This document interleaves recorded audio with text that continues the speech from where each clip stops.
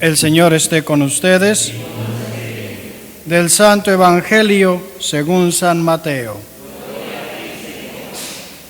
En aquel tiempo se acercó a Jesús un joven y le preguntó: Maestro, ¿qué cosas buenas tengo que hacer para conseguir la vida eterna? Le respondió Jesús: ¿Por qué me preguntas a mí acerca de lo bueno? Uno solo es el bueno, Dios. Pero si quieres entrar en la vida, cumple los mandamientos. Él replicó: ¿Cuáles? Jesús le dijo: No matarás, no cometerás adulterio, no robarás, no levantarás falso testimonio, honra a tu padre y a tu madre, ama a tu prójimo como a ti mismo. Le dijo entonces el joven: Todo eso lo he cumplido desde mi niñez. ¿Qué más me falta? Jesús le dijo: Si quieres ser perfecto, ve a vender todo lo que tienes. Dales el dinero a los pobres y tendrás un tesoro en el cielo. Luego ven y sígueme. Al oír estas palabras, el joven se fue entristecido porque era muy rico. Palabra del Señor. Pueden sentarse. Hemos seguido leyendo los libros proféticos, el libro de Ezequiel, del que ya escuchamos una buena parte antes. Les dije, es un profeta curioso en cuanto que tiene algunas manifestaciones raras, por lo menos decir. No sé si las vamos a leer próximamente, pero tiene algunas manifestaciones curiosas, como por ejemplo quedarse 300 y tantos días acostado de un solo lado y luego una cierta cantidad del otro lado. ¿Para qué lo hacía? Los autores modernos, queriendo aplicarle criterios de la ciencia médica, lo han juzgado un poco de problema psiquiátrico, ¿no? Que tenía problemas mentales. Pero esa no es la razón por la cual todo eso aparece en la Escritura. La razón por la cual la Sagrada Biblia nos habla de todo esto es para darnos a entender el mensaje de Dios.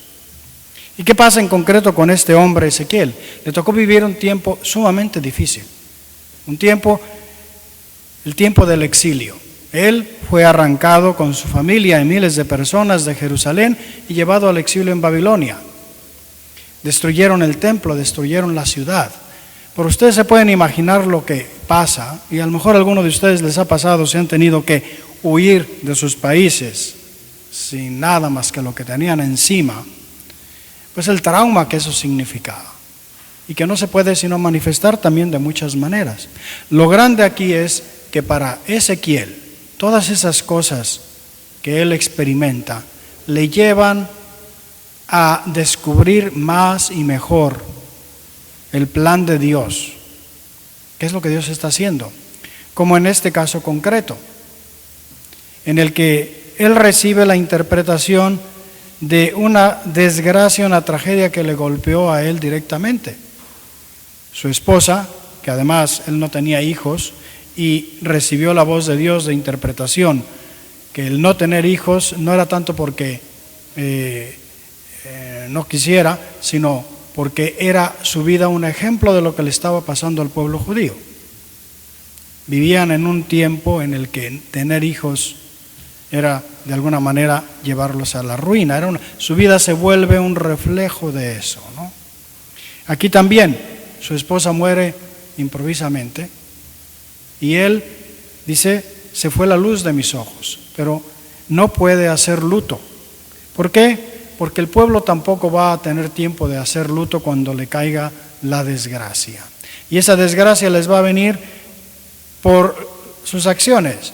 Lo que Ezequiel hace aquí es usar todos los medios a su alcance, incluso chocantes, como eso de no hacer luto por su esposa, estar acostado, como les digo, no sé cuántos días de un lado y otro de otro, y hacer otras cosas extrañas, para ver si eso les llama la atención a sus contemporáneos, a ver si lo escuchan, a ver si se dan cuenta de lo que está diciendo. Una de las cosas que podemos aprender de Ezequiel, que ya la mencioné el otro día a propósito de Jeremías, se predica, en primer lugar, no con la palabra, sino con la propia vida. Esa es la predicación más clara y contundente, la manera más eficaz como podemos transmitir un mensaje. Y eso es lo primero que hace Ezequiel. La pregunta para nosotros como cristianos, ¿es nuestra vida la que de alguna manera genera las preguntas en la gente? No de por qué te portas tan mal, sino por qué tienes esa alegría cuando te pasan todas estas cosas. ¿Por qué eres caritativo, caritativa cuando no se lo merecen? Es una pregunta que todos nos deberíamos hacer, porque al final de cuentas, así es como llega el Señor a los demás. Así es como actúa a través de Ezequiel y de los profetas. La palabra viene como explicación de las acciones, la mayor parte de las veces. Es una invitación para nosotros, para que nos demos cuenta de eso. Nuestras acciones hablan más altas que nuestras palabras. Y si a veces nos lamentamos de que nuestros hijos no nos escuchen, de que no podemos hacer el bien que querríamos, preguntémonos si estamos diciendo lo mismo con las obras y las palabras. En el Evangelio, San Mateo nos presenta el caso de este joven rico que llega a decirle a Jesús: ¿qué tengo que hacer para ganar la vida eterna? Jesús le dice: cumple los mandamientos. Y él le dice: yo ya los cumplo. Qué cosa más maravillosa, ¿no? Ahí es cuando Jesús le propone algo más. Le dice: si realmente quieres ser perfecto, vende lo que tienes, da el dinero a los pobres y ven y sígueme. Veremos que hay dos niveles en el seguimiento de Cristo, en el vivir nuestra vida. Cuando yo era niño, le hacían los amigos la pregunta esta, un poquito para engatusarte: ¿qué preferirías? ¿Casi salvarte o casi condenarte? Y entonces tú decías: casi salvarme. Pues ¿no? Casi salvarme significa condenarse, ¿no? ¿Por qué les digo este chiste, si quieren, de niños? Porque a la hora de la hora un poco esa es la perspectiva. A veces nos contentamos con que alcance yo a llegar, aunque sea así de panzazo, de resbalón, ya con eso. Y ese es el primero, ¿no? Cumple los mandamientos, sí llegas, o sea, cumplir eso es una cosa buena, no es malo. Pero Jesús le propone a este joven: qué maravilla, me imagino que Jesús habrá pensado, este es uno que realmente no se contenta solo con lo mínimo. Dice: si quieres ser perfecto, haz esto. Y ahí es cuando ya al joven no le gustó, ¿verdad? ¿Cómo vivimos nuestra vida? La vivimos ahí se va, al panzazo, a ver si logramos justo pasar, o realmente nos dejamos inspirar por el ejemplo en primer lugar de nuestro Señor, que eso es lo que les dice, si se acuerdan ustedes, al inicio del Evangelio de Mateo, a los que les enseñan. Se dijo esto en el pasado. Yo les digo, no se contenten con esto. Hay que no solamente no matar, sino que hay que amar al enemigo. Y esa es nuestra vocación, hermanos, como cristianos. No contentarnos con el mínimo, sino buscar el máximo. Y para eso, para obtener el máximo, tenemos que dejar todo. Ese es el significado aquí. ¿Qué es lo que nos realmente atrae? ¿Dónde está nuestro corazón? Es la pregunta fundamental aquí. Pidámosle al Señor que nos ilumine no solamente la mente, sino sobre todo el corazón, para verdaderamente, en primer lugar, buscar